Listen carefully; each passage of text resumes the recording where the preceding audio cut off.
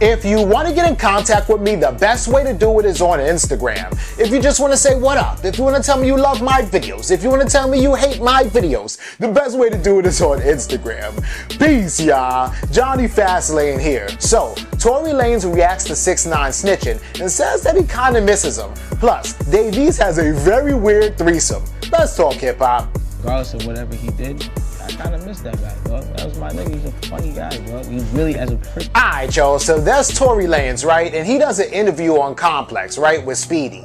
Now, this interview that he did was like the day before yesterday, like Monday, right? And keep in mind, 6ix9ine testified yesterday, Tuesday, right? So what Speedy was basically asking him is about 6ix9ine snitching rumors. He's not asking him about 6ix9ine actually snitching, because today on Wednesday, we know that 6ix9ine took the stand and was pointing people out and saying, yeah, that's a blood, this a blood, this is how things happen and all that, right? So basically the whole situation is Speedy kind of asked him, like, yo, you got a hit with 6ix9ine, how do you feel about all the snitching rumors, right? And Tory Lanez said, listen, regardless of what a lot of people might think, you know, 6ix9ine as a person was a really cool dude and he was mad funny. Like, if you know him and you talk to him and you have a conversation with him, you'll see that he's funny as hell. And he was like, you know what, I kind of miss that guy. Like, regardless of what you got to say, I kind of miss that guy, right? And then he also said that, you know, let's say that I kill somebody today, right? And everybody hates me now because I'm locked up in jail. That doesn't take away from, you know, my music or my songs that I did or my talent, right? So he's saying basically that, yeah, 6ix9ine told or is gonna tell, but also he still has good songs and good music and good, you know, good talent, right? But then he also follows that up with saying that even though, you know, he feels that way about 6ix9ine personally, the dude 6ix9ine should have known what he was getting himself into, and you can't sit around and just act like you don't know what you're getting into when you're a grown-ass man. So he knew what he got into, so he should take responsibility for the actions or whatever the outcome was that happened, right? Which is all true, right? And so that's my whole thing, right? 6ix9ine didn't take responsibility for a lot of stuff that he had going on. I mean, some people would say that he did take responsibility because he's admitting that he had a hand in it. And that's fine, you know what I'm saying? If you want to, you know, tell on yourself, which is not telling, it's called confessing, and you want to say, yes, I did this, yes, I did that, give me my time, I take a plea, right? Like Shotti, he admitted what he did. He said, yup, I did it. Give me my time, I'll take it like a man, and I'll be out in 15 years, right? But 6ix9ine, on the other hand, he also admitted that he did it, but he was like, I ain't trying to get no time, so who do I got to tell on up in here so that I don't go to jail? Or, I mean, well, he's locked up right now, but after the trial is done, I'm pretty sure that 6ix9ine is probably gonna get out of jail, right? And they won't tell us. They probably would just be like, okay, trial done, and then that's it. But 6ix9ine will not be in jail anymore, right? But here's my whole thing.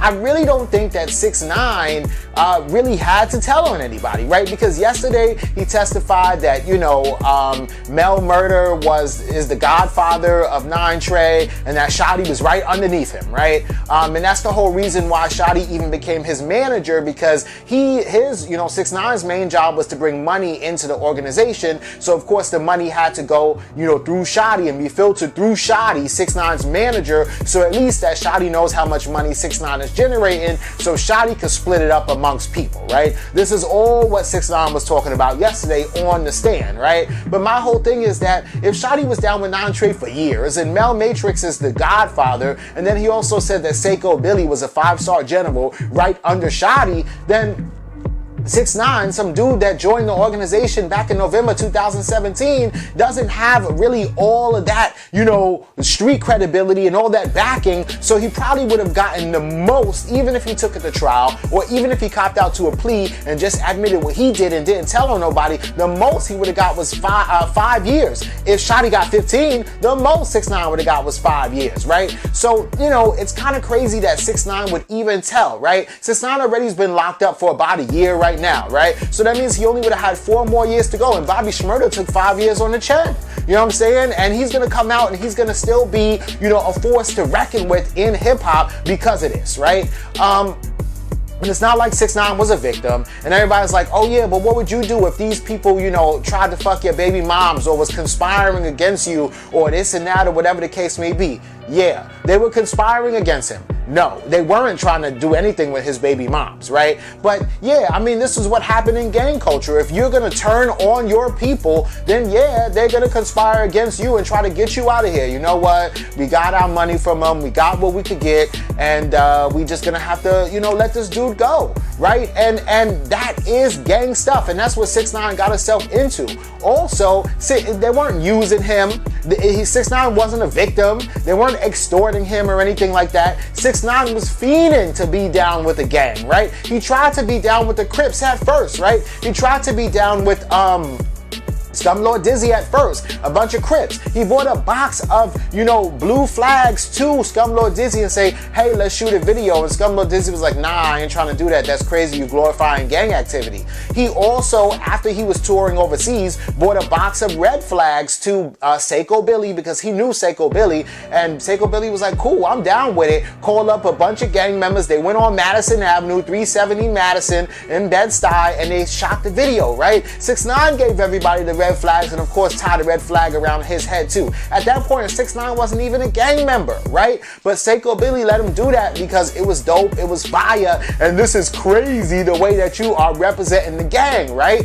And then after that, that's when he met Shotti, and then after that, you know, Shotti was like, since Shotti was right under the Godfather, right under Mel Murder, Shotti was like, you know what, we're gonna put you down with the gang. Well, it wasn't that simple because Shotti didn't say, yo man, you gotta be blood, or we're gonna put you down with the gang or whatever like that. 6ix9ine was begging to be put down. 6ix9ine was like, yo, I want my 31. I want my 31. And if y'all remember yesterday, I told you, like, a lot of times, you know, the way that you could get initiated in the gang is a couple ways. Like, if you're a female, you put in work, you could fight, you could cut somebody's face, right? If you're a female, also like Ruby Reds, if they're like wifey of like a general, then they're automatically in the gang, right? Or some females, they get a train ran on them and they end up just being in the gang. Like, you know, 5 blood dudes might run a train on a bitch, and then, you know, okay, cool, now you a bloodette. You know what I'm saying?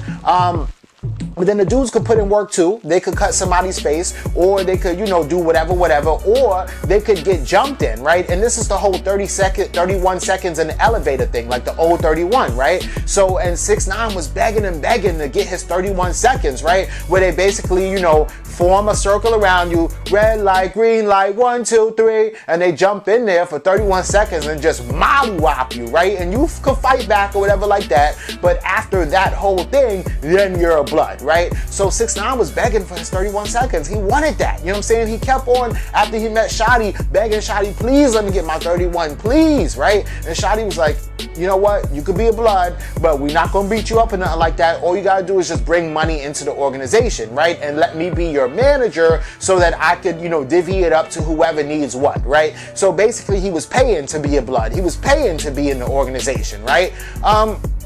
And he knew exactly what he was doing. He knew that they would give him street credibility, clout, protection. I mean, he was running around telling everybody, suck my dick, all this and that, going to war with YG, going to war with Chief Keef, going to war with Nipsey Hussle, going to war with mad people, because he knew that he had these 9 Treys behind him, Trey White, and that they would hold him down, period, right? So, with all that being said, 6ix9ine knew exactly what he was getting into, right? And if he's a grown-ass man and he knows exactly what he's getting into, then he should pay the consequences, or just be a stand-up kind of dude and take those consequences on the chin, right? Don't tell on everybody. Don't be like, oh, he did that, he did that, he did that, or whatever the case may be. Just take it on the chin. Do your time, right? And I'm telling you that 6ix9ine probably wouldn't have even got all of that time, right? But he said yesterday that he started talking with the feds and cooperating with the feds a day after he got arrested. So they scared the shit out of him so much that he didn't wait for his lawyer. He didn't wait for nobody. He was just like, yeah, what do you guys need to know? I'll tell you. You know what I'm saying? Which is crazy, right?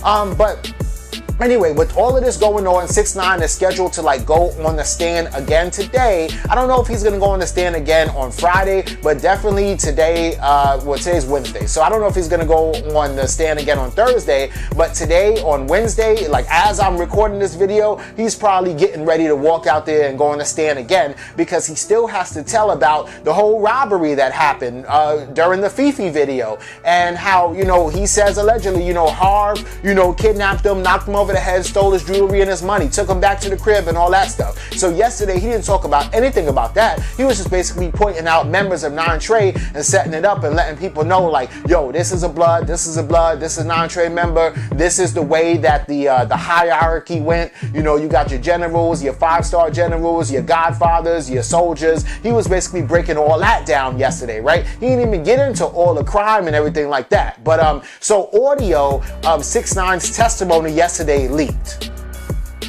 That's a UA inquiry. Thank you, Your Honor. Good afternoon, Mr. Hernandez. How you doing? Mr. Hernandez, how old are you? 23. You go by any other names? Yes. What are those names? Tekashi 6ix9ine, Pix. Yeah. Is, you know, violent crime, shootings, drug distribution. At some point, did you decide to cooperate with the government? Yes. When did that happen? A day after, November 19th, the day after we was taken down. In connection with your cooperation, have you pleaded guilty to certain crimes? Yes. What crimes did you plead guilty to? November of 2000. So he talks about how, you know, his aliases and different names that he goes under. He talks about cooperating with them the day right after he got picked up. He even talks about like different crimes and stuff that he was involved in, right? And then they asked him, have you pled guilty to any of these crimes? And then, you know, he says yes. And then they ask him like, what crimes did you plead guilty to? But then the audio cuts off right there, right? I mean, I'm digging and digging and digging and looking and looking and looking, but I could only find like that 1-minute clip, right? But all of this is crazy, and I'm sure I'm gonna have some more information for y'all tomorrow because he's taking a stand today, or maybe I'll do another video like later on tonight. But yo, let me know what y'all think about this in the comments. So Dave East is in Vegas, right? He chilling, he doing his thing, he's performing on stage, right? He's from Harlem, right? And the ladies love Dave East, right? So he's chilling or whatever like that. And y'all know how it is, right? There's groupies and everything backstage, or maybe they in the audience and you in Vegas, so you know you dealing with like them high class groupies, right? So you like, you know what? I could take one, I could take 2 bad bitches back to the hotel, right? So that's what he did, right? So he took these 2 girls back to the hotel, right? I think he gave like their cell phones to his security guard or whatever the case may be. Him and the girls, they start getting into it, they doing whatever they do, right? And then one of the girls actually became like jealous because he was paying, according to, you know, what they are saying, the one girl got jealous because he was paying more attention to one girl than the other, right? So she starts spazzing out, you know what I'm saying, like a crazy ass chick, right? Starts throwing stuff, throwing champagne bottles, just like doing mad stuff, doing the most, right? And it's crazy because Dave East was like, yo, like holler at his security, like, yo, let's get this girl out of here, like escort her out, right? It was making so much noise that of course like the hotel people, they ended up calling the police, right? So the police show up and they're asking them like what happened, right? And so imagine this, right? You gotta tell the police what happened. You like, yeah, so I was trying to have a threesome, right? I was getting my dick sucked and I was paying too much attention to this one chick, so this other chick started wilding out, you know what I'm saying? Of course, you know, when the police asked the girl what happened, she said something different, right? But the whole situation was funny as hell because obviously, you know, it was just like a little scuffle or a little argument, or they was just throwing stuff, you know, a little bit of damage that of course Dave East can replace and he could pay to do that, right? Nobody got arrested or anything like that, so that's cool, right? But yo, when you dealing with, that's the whole thing, right? You gotta make sure like who you bringing back to your crib or your hotel or whatever like that is sane, because some of these people are really psycho, right? But let me know what you think about this and 6ix9ine in the comments down below. Don't forget to like, comment, share, subscribe. Make sure you hit that notification bell. Follow me at Jonny Fastlane on Instagram, and y'all already know what to do. Peace.